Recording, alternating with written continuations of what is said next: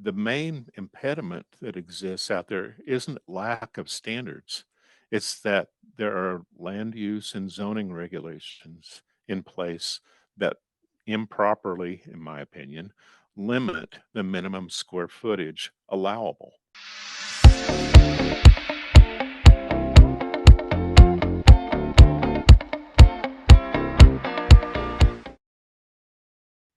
Have you ever been wondering about the world of going tiny and you're curious about what kind of parameters are out there for how the home is built, making sure it's built safely? Well, I have here with me today a guest that is going to talk all about the world of building tiny homes to a quality standard that has not been seen at all in our industry until now. I'm Lindsay Wood, the Tiny Home Lady. Welcome to the Tiny Home Lady Show. Before we get going, I do want to share the amazing sponsors that make this show possible. Mac Insurance is the go-to insurance company for the tiny home industry. Their insurance coverage includes personal property and liability, just like a real homeowner's policy would. Whether it's self-built, manufacturer-built, certified, or not certified, Mac Insurance can get you the coverage you're needing. That's why we chose them 4 years ago, and every year we're so grateful that our tiny home is covered by Mac Insurance. They will build a policy that is customized to you and your tiny home lifestyle. Precision Temp on demand hot water heater. They provide endless hot water. The last thing you want to do is run out of hot water in the middle of that shower or doing dishes. They also are RV certified, which also means mobile certified. So any of that product that they built, they made sure that it's been well tested for vibration. And there's also no pilot light. So that means it's super energy efficient and the installation is easy. They also offer $75 off for their RV 550 and $250 off for their twin temp. Water Plantier is a wonderful modular scalable wastewater treatment and recovery system that gives you the chance to put your wastewater treatment system anywhere. There's no infrastructure required. It stands alone on its own self, and it starts out at 9,000 to 25,000, which is a small price compared to many septic systems. I want to share a big thank you to the nonprofit beneficiaries of this YouTube channel. The Tiny Home Industry Association, also known as THIA, is all about legalizing and creating standards for movable tiny homes across the United States. There's the American Tiny House Association with the Go Tiny California campaign, and we are guiding homeowners in California on the options available to them for both the modular and movable homes. So now that you've heard about the sponsors, you've also heard about the Tiny Home Industry Association as being one of the benefactors of this show, where I like to share about the fact that Tiny Home Industry Association, known as THIA, has been up to doing so much work around the country to legalizing movable tiny homes. And one of the key people in making that happen that's here with me today is Chairman of THIA, Brad Wiseman. Thank you so much for being here, Brad. Thanks, Lindsay. Thea has been working for a long time to represent the best interests of the tiny home industry. And more recent years, we're finding ourselves working more and more closely with the largest organization that's involved with building standards for residential structures built in the United States.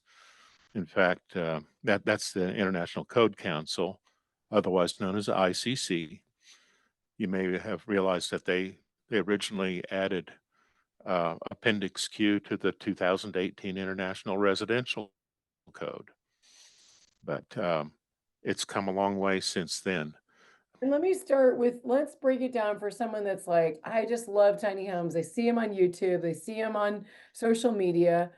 But the word standard, right? What's so important about having a standard? And maybe we can like enlighten people a little bit about what existing standards there are as briefly as we can. We have three of them, and just for completeness, those three are in order of how they've been kind of adopted by the industry are the RV standards, NFPA 1192, which is for RVs, ANSI A119.5, which are for park model RVs, Those are basically RVs that have gotten so wide that you can't just put a tag on them and pull them down the road without a permit. You actually have to have a moving permit for them.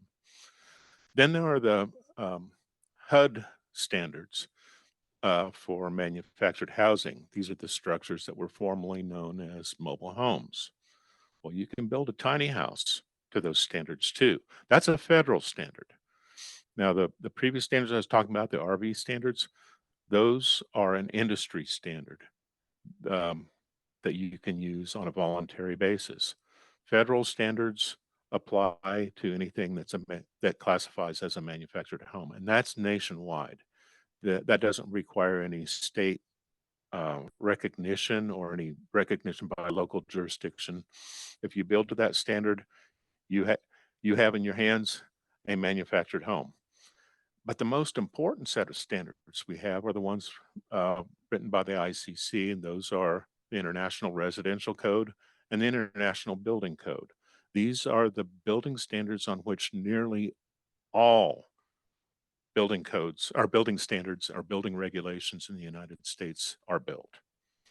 Um, if you're talking about single family residential areas that are zoned as single family residential, you'll want to conform to the IRC. If you get into multifamily residential, you're looking at IBC. That is most of the residential property in the United States. Yeah, when we talk about NFPA, everyone can think about like from your motor home to a fifth wheel to a pull behind trailer. Money is not part of it. You could have a $2 million NFPA stamped tiny home or a motor coach per se. But when it comes to the tiny home industry, a lot of the builders early on, when they just started building tiny homes, they did it without building any standard. Then they started getting savvy to say, we also need to tap into the insurance available and financing that's out there. So let's start building to these standards. But like you said, the Z word, the zoning word, for the land limitations is really where I am so grateful that THIA has been so busy with the leadership of Dan Fitzpatrick, the president of THIA, out there, doing the good work and making sure that jurisdictions really are aware of what we're building, a home that is Right. built like a home.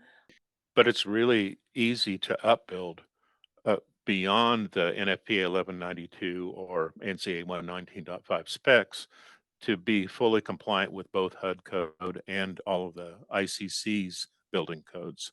You just add more, you add more structural elements in it to be able to handle the wind loading, the snow loading, the seismic zones requirements, and as you mentioned, the insulation requirements. The RV standards are designed for temporary or seasonal use.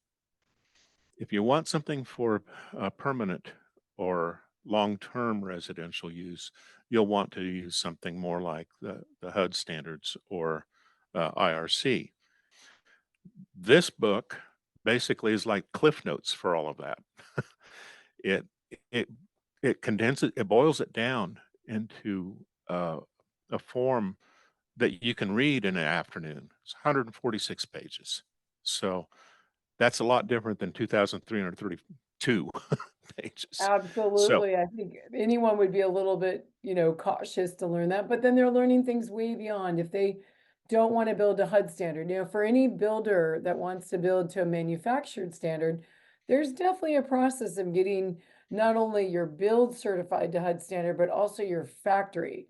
now to be fair, if you are building 20 or more a year, it becomes practical for you to start considering having designs that undergo a design review. You need to have a quality control manual, and you just have occasional audits that will audit you to being building in conformance with modular building codes, which basically are means you're building IRC or IBC certified buildings. And they're going to have to inspect everything you do, just like Mhm. if you're building a larger house. It's no different.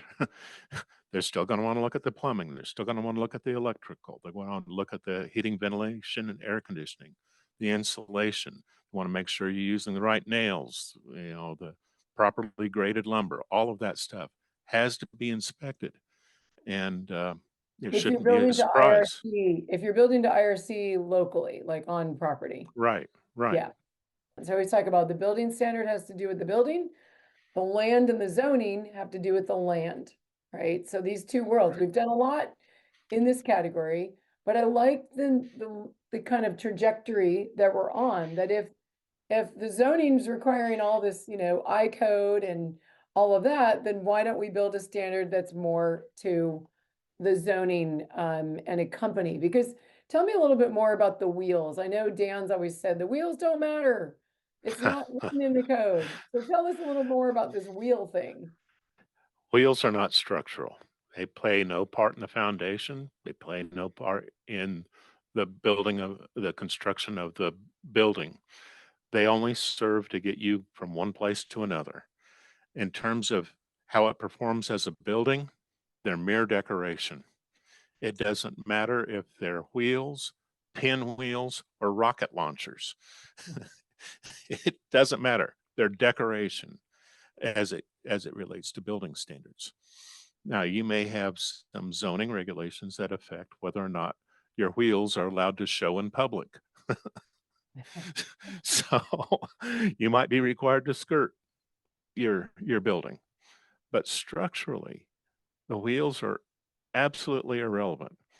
For years, people have been delivering modular buildings to site on wheeled carriers. Now, it's traditional. You take the wheels and axles off those wheeled carriers, and the carriers remain to serve as flooring systems. That's no different than what we've got with tiny homes. It's still up to you whether you want to remove the wheels and axles when you set it on site. And depending upon the design of your foundation system, you may or may not need to remove wheels and axles. Here's a great case in point. We have a tiny home on wheels. It's the entire home is built to the chassis. And then there's the axles that have been welded to that chassis, and then the tires hook on there. So could we take off the axles? You can unweld things. In fact, our builder did us a, unfortunate service in giving us the wrong axles and tires. So part of our journey into this whole experience when they went out of business in the middle of our build is that we had to replace them. Well, we didn't replace them. The manufacturer or the one that we had repair our trailer did. So this is one of the biggest things I hear out there. Can I buy a tiny home and just take off the wheels? And what I've kind of like interpreted, because what most people, I don't know if they know about the zoning, they usually don't, is that it doesn't change for which the home and was built to in terms of the standard for which it's built to. And Right. if that standard for which it's built to doesn't jive with what the zoning of the jurisdiction's requiring, that's where we have the challenge. The physicality of taking off wheels, putting things on piers, attaching them to the ground. Now we get a little bit more into some gray area where some of our people out there have had some success with communicating with local jurisdictions that may not even have an ordinance passed to allow for a movable tiny home, but because they're doing all the right things of affixing that home to a foundation that's approved and allowed and skirted and all those other things and hooked up to utilities, now we start to see some more areas where it's allowable, but it surely doesn't mean it's super easy. Well, here's what the I codes say about foundations. It's pretty simple. Um, a foundation must be capable of transferring the gravitational load due to the materials of construction of that building and all externally applied loads, and it must be capable of transferring those into the soil beneath the building. That's all it says. Now, Mhm. there are some prescriptive methods that are well accepted where you have poured foundations and they give you need 10-inch thick poured concrete walls for if you're going to put it on a basement, or they'll give you poured dimensions of concrete and the amount of steel that's required in it. But those are the prescriptive requirements. You can also do foundations that simply exist there to keep the building from moving under its own weight or under the external loads. That's all that's actually required. Now, in order to use something other than a poured foundation or a masonry foundation, you're going to need to have a design plan that's been approved by a professional engineer licensed to operate in your jurisdiction, or an architectural engineer that's licensed to operate in your jurisdiction, is qualified to make and who is qualified to do such designs and approve such designs. But it doesn't mean you don't have to have a poured foundation to be an IRC home. And that's one of the misconceptions that exists, I think, on the building officials side. So these pier systems, these block and strap systems that you might see uh, that are common for HUD standard homes Yep. are also suitable for use on IRC homes, especially if they're small, like a tiny house. the, the caveat is you need to have a professional engineering, a professionally engineered drawing to back up the use of that sort of foundation. Now, And I there do are want to some, share, since I have the ability to share my screen, I'm going to do that right now. We could edit and clean this up. There we go. This is what we're talking about. This metal adjustable pier that goes under. If we took a look at a mobile home foundation, because, mobile homes have been around for decades and decades. And so there's that, there's obviously what do they call that? A cinder block foundation. yes, And then let's see if we can peek at another one with the metal adjustable piers. There's some strapping. There's that strapping part, right? There's that block, and then now the strap goes down to it.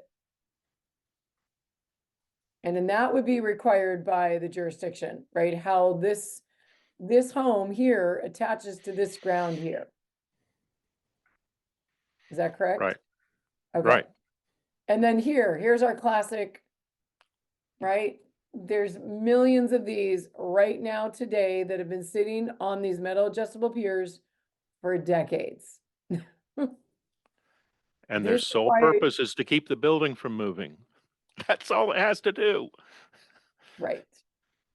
So there's lots of opportunities that we don't have to get ourselves in a fussy about with regards to foundation, but because we're so used to seeing something being built from scratch on the ground with, the poured concrete and then the piers. But I lived in Marin County. You don't pour concrete on a slope like that, on a steep, steep hill. You do, significant pier systems. So foundation, there's lots of foundations out there and there's lots of expertise. So I love it. You're looking at the book. So what can you tell Yeah. us a little bit more about this evolution to this Cliff Note book that I feel like every builder and very eager DIYer should have in their hands? Well, on this exact topic of foundations, you will see they have an alternative foundation system shown in the book. This was provided by a professional engineer in California by the name of David Boardwine. And he goes through what an engineered foundation plan looks like. And that's all in this book. Um, he goes through the layout diagram site notes. Alternative foundations are designed and tested to meet standards of the following criteria: wind load resistance, seismic load resistance, uplift overturn resistance, and floor and roof live load capacities. Those are all those external gravitational and external loads that I was talking about. And it just takes to have an engineered system there. Um, he goes on to show layouts for how the piers might be laid out under a particular structure. He ends up showing details of the of what that looks like, and this is the type of plan that you would end up sending to your local building officials, saying, this is what I'm trying to do. Mhm. Now, this doesn't have to be done for every single house. There just has to be a foundation system that someone has designed for that purpose. And as long as your house stays within the load limits of that design, all you have to do is show up with the engineering drawings that are provided by the vendor of those foundation systems. You don't have to you don't have to go out and hire a professional engineer to get this done. You just have to buy buy the right foundation system or one that's suitable for your house and have it and make sure that there are drawings available for that foundation system that you can then put in with the overall design plan, the site plan for the house that you're trying to set. So anyway, this whole book goes through all of the niggling details of the things you need to be aware of. I mean, it goes through electrical wiring, it goes through heating, ventilation, air conditioning, um, insulation, um, waterproofing. There's so many things it covers. Now, it doesn't cover it in the same detail as what the IRC or the ITHP would, but it's a fantastic companion reference. At least lets you know what all you need to know.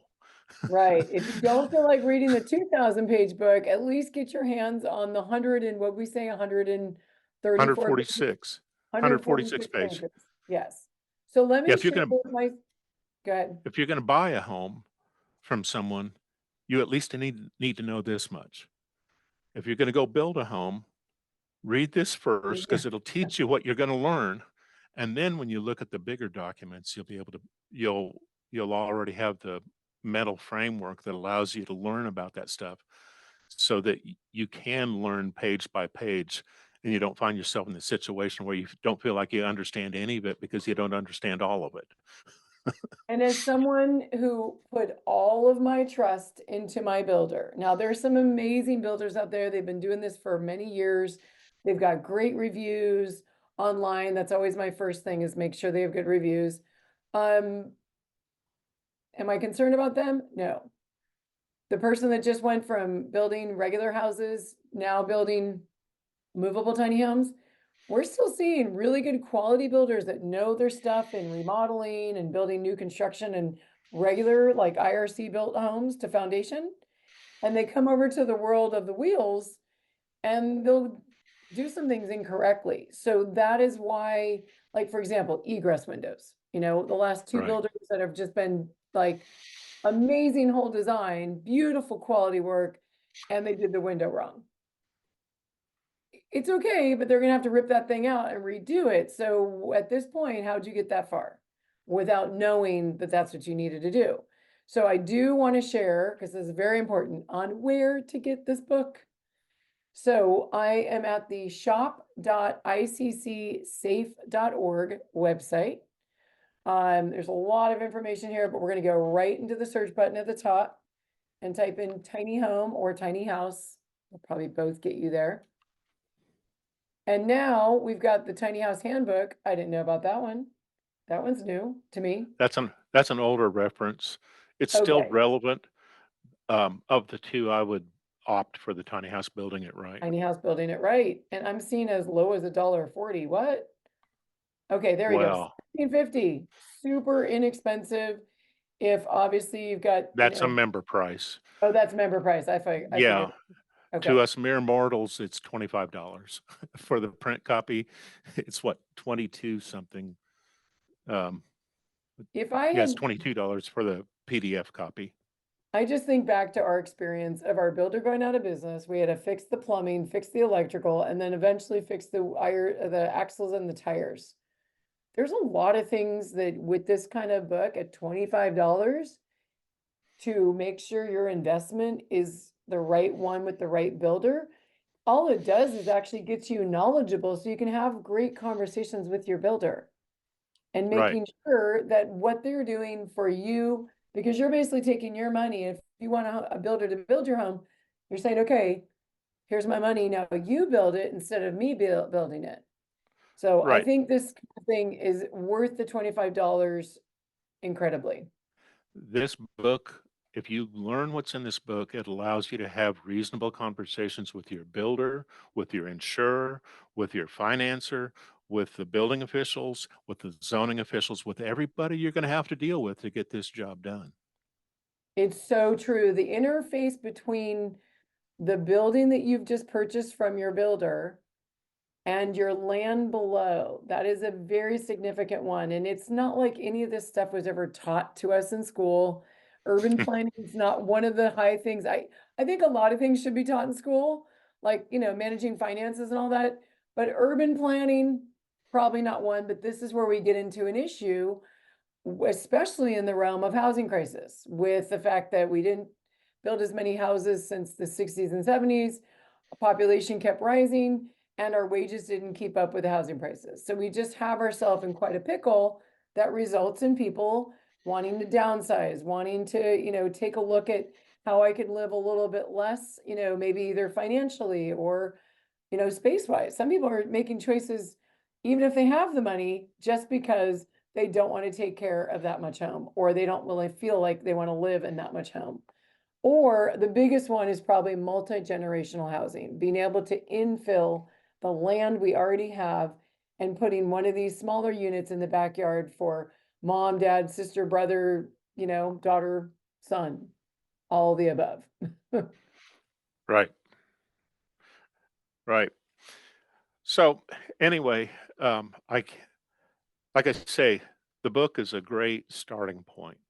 If you don't know everything you need to know before you start trying to learn what you need to know, you're going to have gaps, and it's going to cause you problems. $25 is a cheap education when it comes to this.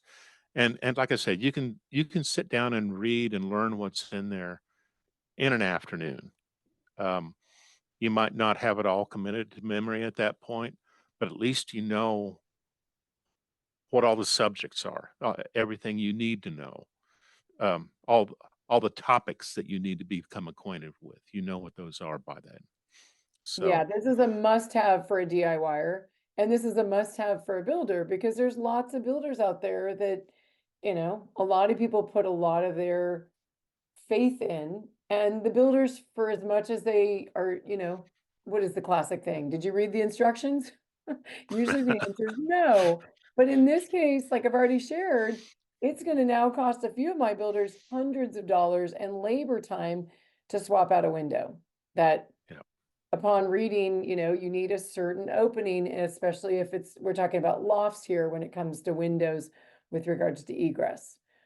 So I right, love it from the ground up, from literally the installation to structural, electrical, water, plumbing, all of those things for you to get the good course of education for a quality, well-built tiny home. Us in the world of THIA and the world of our industry, we want to make sure that everyone is living safely, because the last thing this industry needs that's emerging is something bad to happen. And usually the things that bad happens is because people didn't read the book. right. Um, want to So share I want to something know a kind little bit. Yeah, go ahead. wanted to share something that I find kind of amusing. Um, in this last October, the ICC had their annual conference in St. Louis, and I attended. And they had a training session on tiny homes there. I think roughly 90 people attended that training session. Also at the conference, there was an ICC bookstore, and they had all of their publications there for sale. Most of the attendees for this are building officials from all over the United States. I mean, I don't know what the total attendance was, but I think it was somewhere around 4,000 building officials um, attended this event. And 4,000 people, there's probably 3,000 building officials. But anyway, during that training session, the instructor held up the book and said, "You can go downstairs after this session and you can buy this." and member price is $17.50. It's like, get it. It's worth the price. It even if you've been in buildings standards for years, this will put a context on it that helps you understand what those people are trying to talk with you about. And they'd sent 320 or over 300 copies of this book to the annual conference.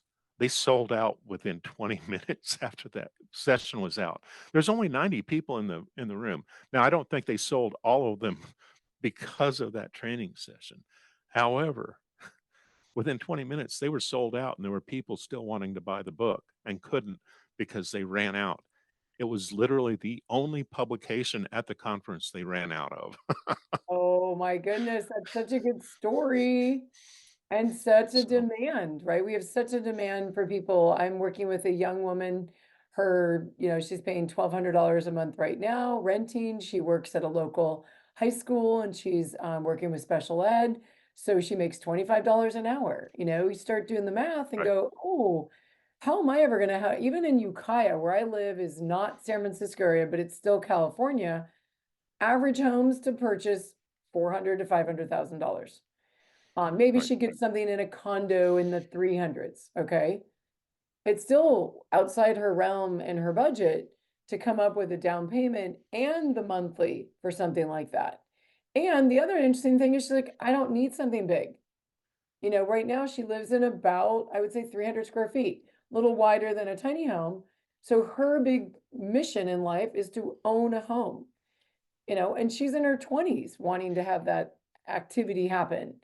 So instead of just being resigned to, okay, I will forever rent, I'm going to, go into this direction of tiny home.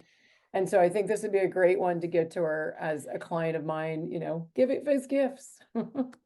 Right, right. If you if you have a friend who's considering buying a tiny home, you will save them a lot of trouble if they just Exactly. learn what's in the book.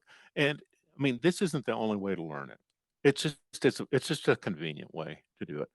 And by the way, that conference where that book sold out, those were building officials. Most of those guys have been building officials for 15 or 20 years. And you know, they want to understand what it is about tiny homes. They've had a lot of people come into their office and say, "Hey, I want to set this." And, building codes wise, building standards wise, they can do that. But trying to figure out how they can help these people along, um, I think they found this was they considered this to be worthwhile buying, even as a professional like that.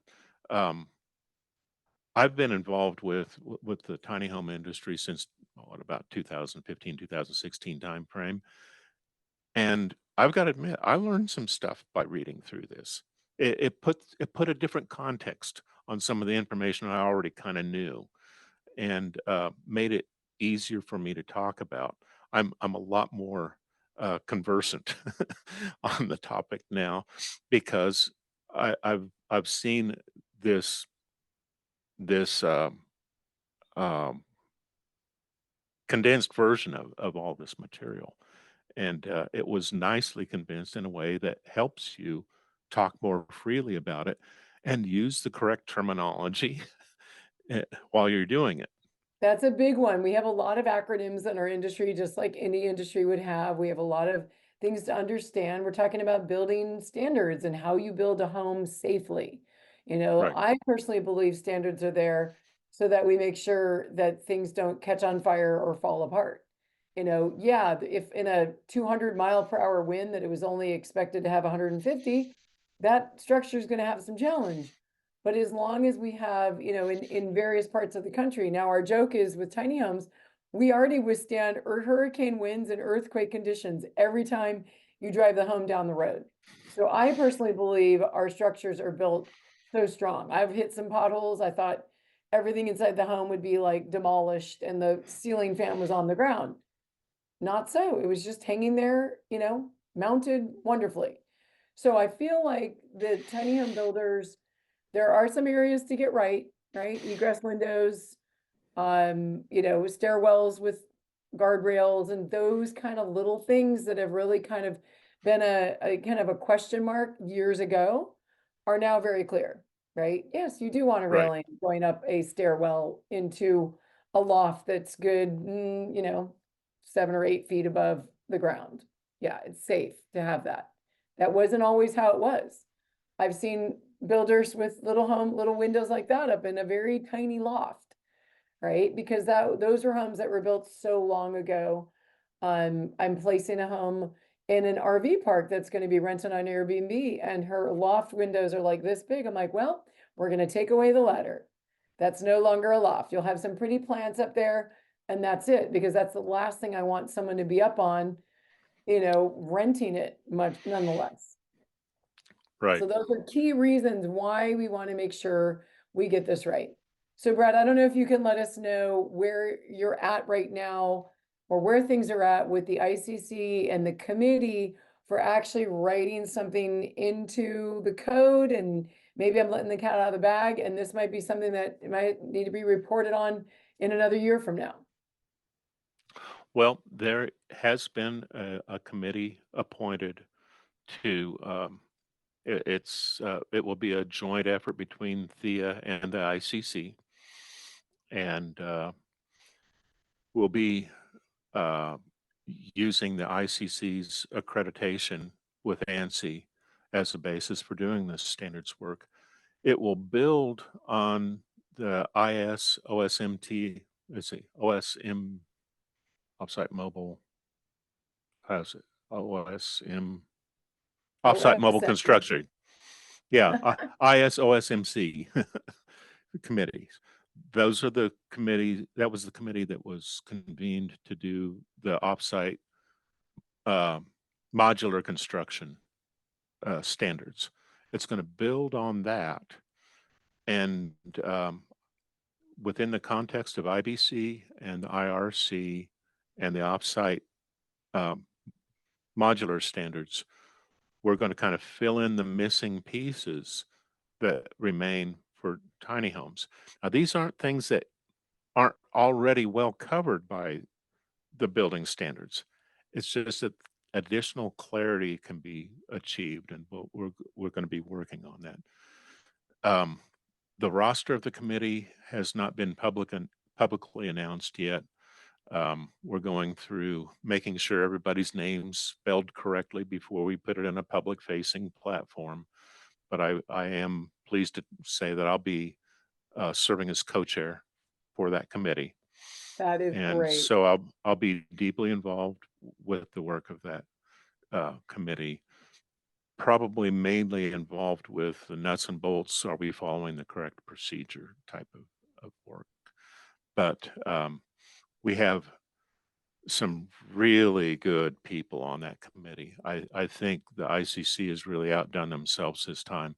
There was such an intense amount of interest in this that they got way more qualified candidates than they normally do when they convene a committee to do standards work. And I did Um, apply, but I'm also grateful that I'm not on it, right? There's only so much time and energy. However, how does someone like me or maybe enthusiast, tune in? Like, I'm assuming this is a little bit more of a public process, even though I won't be able yes, to vote. yes, absolutely. Unlike a lot of other standards organizations, you do not have to be a member of THIA or a member of ICC in order to participate. Anybody with a material interest in the subject can attend and participate in the process. Now, you're not a voting participant, but anyone who has any objections to what's there can voice those objections, and those objections must be dealt with to the degree possible by the standards committee before anything goes to publication. That means literally anyone who has an interest in this is allowed to participate. The meetings are open to the public. So now all of the committee work will be done virtually. So um, I think it'll be announced probably through both THIA's website and ICC's website, with the official meeting announcement being on the ICC's website. But we expect uh, fairly regular meetings. But for instance, the ISOSMC committee was meeting about once every 2 or 3 weeks for a period of, um, I think it was 10 months. Mhm. I attended most of those meetings myself as uh, just an observer from the public, um, and it was good to see that they were following ANSI essential requirements for standards development um, And very I know Nick carefully. Mosley, a board of director of THIA, was a part of that committee. Yes, he was. Yes, Yes, great. and um, we have a similar level of talent that will be on this committee, but I think they've even outdone what happened with the ISOSMC committee. Um, Fantastic roster. I wish I could share it with you now, but It's okay. I It's can't. okay. You're giving me some pins and needles. Do you know if they're gonna announce it by, like, early next year, 2024, at the time of this recording? We'll I see. think That I doesn't think matter. I think the deadline for corrections to the roster, like people's the spelling of their names and their titles and all that stuff, is due by January 10th. Okay, And I'm expecting on January 11th, ICC will make a formal announcement. As soon as they do, we'll be out there trying to drum up support for public participation in the yes. committee. This is Um, great because I don't feel at all bummed. I'm excited that I get to be a part of the process, but that I trust those that are gonna be in there, and I'm sure I'm gonna know probably most of them, if not all of them. I'll just trust that they got this. We just need to make sure that we're all in this together to, promote the building of a quality, well-built tiny home. Doesn't have to be super right. expensive, right? Well-built does not equal expensive. Of course, it's very expensive if you don't build it well and that thing burns down or causes any harm. That's expensive. Yeah, and awful. So we got I, we got the direction of the smart people in the room. I'm so excited. And I'm really grateful that you could come and share with me here in this platform, just so other people know that this book exists. Anybody that's an enthusiast that wants to see it, I mean, just showing that little small page of that looked very inviting, well done. It's not some, fuzzy copy. It's well created and it's recently created. well, the ICC has a fantastic staff of professional writers for the books they write, and they they are really good technical writers. Uh, I, I wish we could draw on some of their resources for doing some of the verbiage for these standards, Right. but they if you look at any of ICC's books that they publish, you'll find that they're extremely well written. It's not just this book; it's all of them. That group of people is an unusually talented group of technical writers. I just love that there's all kinds of people in this planet. It would never be something that I would do. It's just not how my brain is wired. But my fascination with is taking what people like that do and share it and really translate it to the general public and why it's so important, from our experience of having it done wrong to us to hearing of other people where they bought the wrong thing. We want that to not be the situation anymore. We want it to raise up to the next level because our industry is the emerging industry. That's why those books have been sold. It's the newest thing on the block versus, we've already done the build on site, this modular factory build, now this tiny home. It's a wonderful amalgamation of many things. Yep. No problem. If you need to go, I understand. I think we're at the top of the time here. And No, I'll edit. someone just walked into my office, and I had to say, on I know, my brother I walked mean, in like, "No, no." Okay, we'll cut that. We'll cut this. Thank you so much, Brad. I really appreciate your time and for sharing the information. There's the link again for the tiny, what is it? I'm not getting it right. Whoops. There's the link tiny again. house, tiny Sorry. house building it right. The tiny house building it right. Go out and buy yourself a copy, $25, or become a member to ICC. I must say that normally I wouldn't be out hawking a book, but this one really is worth it. I I I haven't recommended many books in my life, but this one I'm making an exception. This is great. Thank you so much, Brad, for your time. Okay. Talk to you later. Be good. Um, So what was that question?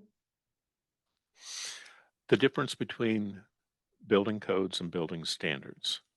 I do not Th- know. This is my take on it. And I think this is roughly echoed by other people around the industry. Building codes are like building standards that are expected to be modified, possibly modified slightly for local adoption. So for instance, IRC it's the International Residential Code. It's not the International Residential Standard. Um, the nature of its copyright is that you're allowed to modify it for local use, but use substantially the substance of the IRC in the local building codes that you produce. So these are customizable forms of building standards. Um, what we normally call building standards, though, are not subject to revision. You either meet the standard or you don't. You can't just change it to meet your purposes. So if you come across a building standard, that's not negotiable. So like You either ANSI, you A1 19.5 is a building standard. right. If you Now you want can to do let's see, their standard is up to 400 square feet for a bumper pull. We won't get into gooseneck for a second, but just a bumper pull. Mhm. If you want to build 500 square feet and do a bumper pull and still build the ANSI standard, that's a no-go. Right. Okay. Right. Now, the thing about standards is they're voluntary compliance. You you voluntarily comply with them, but if you claim compliance, you've claimed to something that you don't have the power to change yourself. No, Building codes can be locally modified for the local jurisdiction, by the local jurisdiction or for the local jurisdiction. And so building codes are subject to modification. Um, California's building code is a modified version of the IRC. And boy, do we like to add in a whole bunch more. yeah, Title it's been 24 modified. is the example. Now, normally the modifications are additional requirements, like in the case of California, um, but it can also be subtractive. They may take out particular requirements. Um, I think several states have actually uh, adopted the IRC except for the provisions of some section, you know. Got it. That is so And helpful. Thank you so much. And the IRC is totally cool with this. In fact, if you go on IRC's website and you look up the IRC for California, they'll take you to the California Building Code, and it's what California has adopted. So it's their IRC material as modified and adopted for California state law. See, that's so So important for so many people that may not get that. Thank So you. yeah, you can always go in and read online on their site. Now to get a copy of it in PDF form or printed form, you're going to need to pay for that. But you can always go on their site and read the entire text of any of their codes. New Earth Development is a regenerative development company that builds self-sustaining, zero-waste, net positive energy, carbon sequestering eco homes and communities. There's so many people out there that want to develop community, but they need the capital and the know-how, how to develop pro formas, how to attract investors. And New Earth Development and its masterclass is a wonderful partnership. Prefab Innovations, modular homes for California. These modular homes are built in a factory, beautiful, high quality, built with SIP panels to meet that California building code. Also to meet Title 24. There is over 16 models starting at the 288 square feet with prices starting at $79,900. They also offer turnkey services that provide not only the build of the home, but also the development of the property.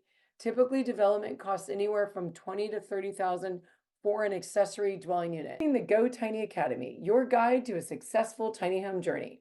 Offering 6 comprehensive training modules, you can unlock the secrets of the 3 pillars to going tiny, where you can learn about the land, master those building standards and zoning laws that are quite complex, delve into the finance, define your budget, and explore financing options should you need them.